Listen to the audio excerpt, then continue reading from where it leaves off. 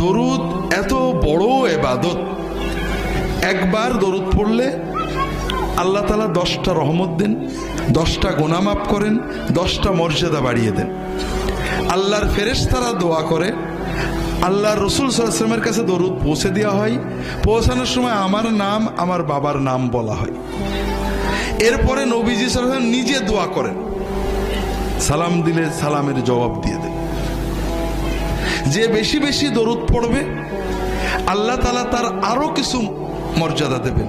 1 নম্বর, তার দুনিয়ার টেনশন, মনের কষ্ট দূর করে দেবেন। 2 নম্বর, তার দোয়া কবুল করবেন। 3 নম্বর, আখিরাতে সে রাসূলুল্লাহ সাল্লাল্লাহু আলাইহি ওয়াসাল্লামের শাফাআত পাওয়ার বেশি যোগ্যতা অর্জন করবে। তাহলে আমরা দরুদ পড়লাম, একবারই পড়ি। এখন কথা হলো কোন দরুদ পড়ব, ঠিক না? এটাও তো মুসলমানদের ঝগড়ার একটা বড় বিষয়। মুসলমানরা নামাজ রোজা নিয়ে ঝগড়া করে না, হালাল খাওয়া নিয়েও ঝগড়া করে না, কারণ এগুলো আল্লাহ কোরআনে বেশি বলেছেন। আর যেগুলো আল্লাহ কোরআনে বলেননি, রাসূলুল্লাহ সাল্লাল্লাহু আলাইহি ওয়াসাল্লাম মোটে বলেননি, এইগুলো নিয়ে ঝগড়া করে। দরুদ আল্লাহর ইবাদত, ঠিক না ভাই? তবে এটা আল্লাহর কাছে চাওয়া। আপনি যদি না পারেন এমনি বলেন আল্লাহুম্মা সাল্লি আলা মুহাম্মদ, এটাও দরুদ। আল্লাহুম্মা সাল্লি আলা মুহাম্মাদিন ওয়া আলিহি ওয়া সাল্লিম, এটাও দরুদ এবং সালাম। তবে রাসূলুল্লাহ সাল্লাল্লাহু আলাইহি ওয়াসাল্লাম যেটা শিখিয়েছেন সেটা উত্তম। রাসূলুল্লাহ সাল্লাল্লাহু আলাইহি ওয়াসাল্লাম যেটা শিখিয়েছেন, আপনি যদি আল্লাহর কাছে নবীর, তার হাবিবের ভাষায় দরুদ পড়েন, দোয়া করেন, আল্লাহ বেশি খুশি হবে না? তাড়াতাড়ি কবুল হবে না? হ্যাঁ, এই জন্য রাসূলুল্লাহ সাল্লাল্লাহু আলাইহি ওয়াসাল্লাম আমাদেরকে দরুদ ইব্রাহিমী শিখিয়েছেন, নামাজে আমরা যেটা পড়ি। এছাড়াও ছোট ছোট দরুদ আছে, আমার রাহে বিলায়াতে অনেকগুলো দরুদের সুন্নত দরুদ আছে, পড়তে পারেন। যে কোনো দরুদ আপনি একবার পড়লেন, এখনো শেষ হয়নি, আপনি আল্লাহর জিকির করলেন আজানের সাথে, নবীর দরুদ পড়লেন।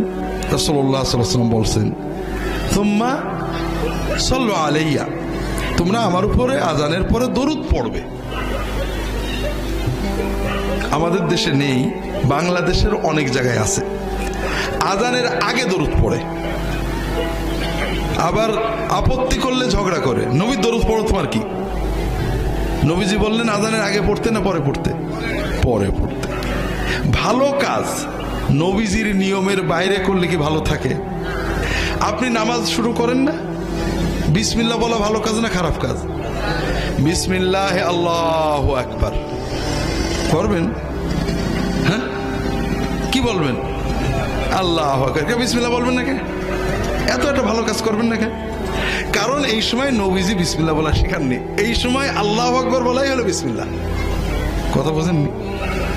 আবার যখন আমরা কুরবানি করবো, জবাই করবো, তখন কি বলবো? বিসমিল্লাহ আল্লাহু আকবার, এটা ঠিক আছে। ওই সময় নবীজি বিসমিল্লাহ আল্লাহু আকবার বলেছেন। কথা বোঝেননি?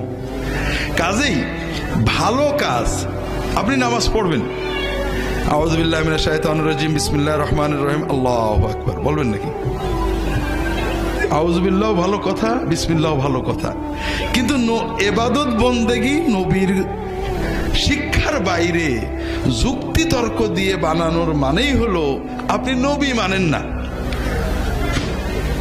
নবী যে মানে সে যুক্তি খোঁজে না, সে নবী খোঁজে।